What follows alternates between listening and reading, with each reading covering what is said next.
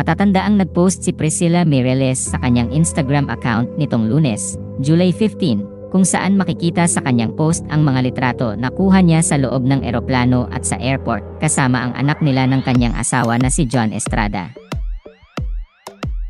Kasunod nito ay nag-live si Priscilla sa kanyang Facebook page upang maglabas ng saloobin sa hindi nila pagkakaunawaan ng kanyang asawa. Ayon sa kanya, nagtungo siya sa Brazil para makapag-isip-isip. Anya, I'm just so blessed I'm able to do that all the way here in Brazil and in the US because sometimes it's better for you to take yourself out of the situation. So that you can think clearly, so that you can do the things that you need to do with a clear mind and heart.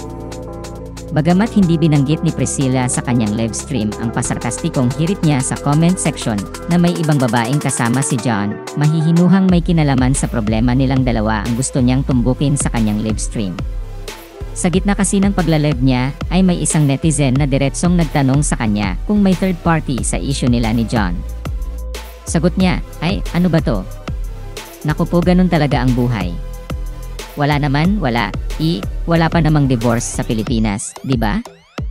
Sabay bawi rin ni Priscilla, joke lang guys. Basta ang gusto kong sabihin is that konting respect lang. Mabigat ang hirit ni Priscilla na waring sumagi sa isip niya ang divorce, kahit pa sabihing binawi niya rin ito. Katuwiran niya, mapagpatawad at mapagpasensya siya sa taong karapat dapat bigyan ng second chance, ngunit dumarating talaga sa puntong masasagad siya. Anya, I'm a very patient. I'm very kind. I'm a very forgiving person. But until the limit. When I get to my limit, I'm sorry. I don't think I'm the best person for you to fight. Because, you know, the nicest people, they turn to be the most dangerous people. Because when we give our best, and we get to the limit of the abuse of certain people, we know we just throw, we don't care anymore. Ayon pa sa kanya, kailangang maging maingat sa mga kahihinatnan ng mga bagay na ginagawa ng tao sa buhay. Sinabi rin niya na may mga pagkakamaling hindi pwedeng basta na lang palampasin. Mahihinuhang alam niya na maaari siyang mapulaan sa pagsisiwalat niya ng pribadong bagay sa buhay niya. Pero ayon sa kanya, nakikita raw niya na ito ang tamang gawin. Anya, sometimes you just want to tell, to help with everything, you know. I had enough. Maybe I'm in my time that I said, I need to say, I had enough. Right.